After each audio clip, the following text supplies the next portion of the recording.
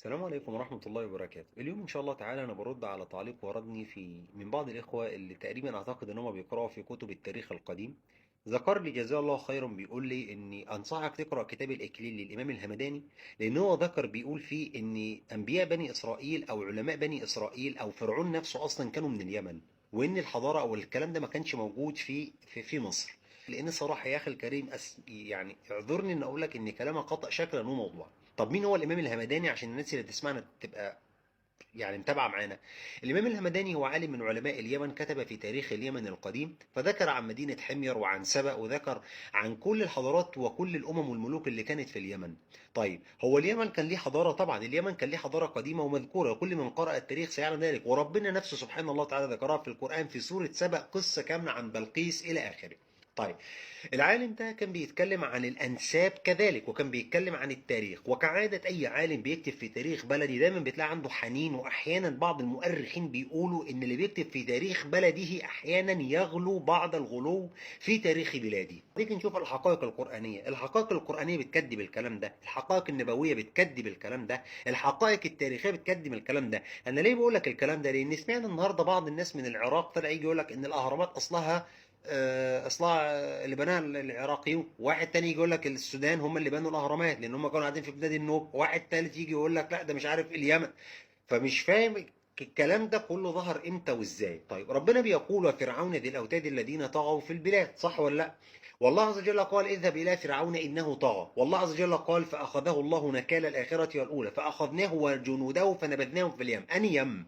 اليم ده كان فين؟ ابن كثير والطبري وابن اثير وكل العلماء اللي ذكروا في التفسير وفي التاريخ قالوا ان اليم ده هو كان في البحر الاحمر، في قناه عند قناه السويس، ان البحر لما انشق كان عند البحر الاحمر وكان في مصر. وبعدين النبي صلى الله عليه وسلم قال اوصيكم باهل مصر خيرا فان لهم ذمه ورحمه. وباتفاق اهل العلم تفسير الكلمتين دول فان لهم ذمه ورحمه المعروض بيهم ان هي كانت هاجر.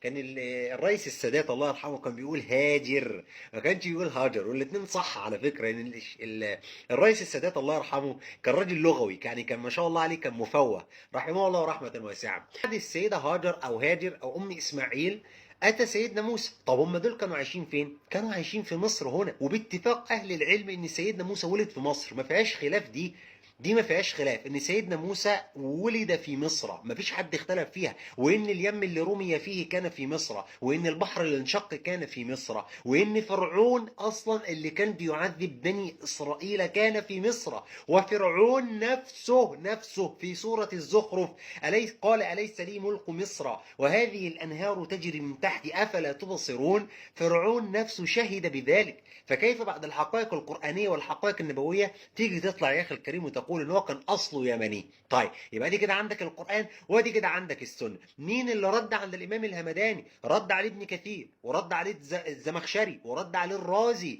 ومن قبلهم ابن الأثير لما كتب في التاريخ، وغيرهم من المؤرخين، والإمام السخاوي والمقريزي لما كتبوا في تاريخ مصر.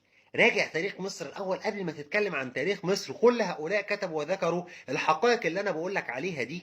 علماء التاريخ والآثار لما جم يتكلموا قالوا إن الآثار اللي موجودة دي تم استخراجها منين؟ ممكن أعرف؟ تم استخراجها من باطن الأرض في الدلتا، وتم استخراجها من الأراضي المصرية، ولم تستخرج حتى من الأراضي اليمنية. وعندك حاجة أخيرة كمان، بيقولوا إن مفيش لا في قبر ولا في تمثال ولا في ولا في أي حاجة من الآثار الفرعونية القديمة موجودة في قبور أو متاحف أو أي حاجة في اليمن. كذلك إنك تراجع كلام المحققين أمثال الإمام الزمخشري والإمام الرازي والإمام الطبري وابن كثير رحمه الله تعالى وغيرهم من المحققين اللي قالوا إن موسى عليه السلام وفرعون كل هؤلاء كانوا في مصر، وإن الناس دي عاشوا في مصر وماتوا في مصر، وإن مفيش دليل أبدا أبدا أبدا لا من الحقائق القرآنية ولا النبوية ولا التاريخية من كلام أهل العلم بيقول إن فرعون كان في اليمن وإن سيدنا موسى كان في اليمن. مفيش دليل. طيب أقول لك أنا حاجة بقى أخيرة بقى. الإمام الهمداني يا أخي الكريم اللي علقت التعليق، والكلام ده أنا ذكرته في قناتي، إن العلماء القدامى دول كانوا بيجمعوا التاريخ كانوا بيجمعوا التاريخ والأسانيد فهم مجمعون. عارف الفرق بين المجمع والمحقق؟ يا أخي الكريم، وأنا قلت الكلام ده أكثر من مرة، الناس بتجمع التاريخ والروايات بالسند والمتن والضعيف والصحيح، بيجمعوا كله. ليه؟ علشان اللي جاي بعده مثلي أنا كطالب علم أو حضرتك قارئ ما تاخدش الغث والسمين وتقول ده أنا قرأت وخلاص. لأ، هو ساب لك الكلام ده عشان تحقق وتنقح الروايات اللي قالها، مش تاخدها على العمى وتنشرها كده وخلاص. وده اللي ردوا عليه، قالوا ان الامام الهمداني كان منهجه في التحقيق وفي التاريخ انه كان يجمع الروايات. في فرق بين الجامع وفي فرق بين المحقق والمدقق والمخرج. يا ريت نفرق بين الاتنين، مش ناخد الروايات كده وخلاص. عايز اقول لك عليه يا اخي الكريم قبل ما اختم الفيديو ده، ان الحقائق لا تؤخذ بالعاطفة، وانما تؤخذ بالتاريخ وتؤخذ بالادلة. واصدق كتاب في التاريخ وفي الادلة هو كتاب الله. ثم قال الله عز وجل: ولتعلمن نبأه بعد حين. بس كده خلصنا. يا رب تكون رسالتي وصلت. السلام عليكم ورحمة الله وبركاته.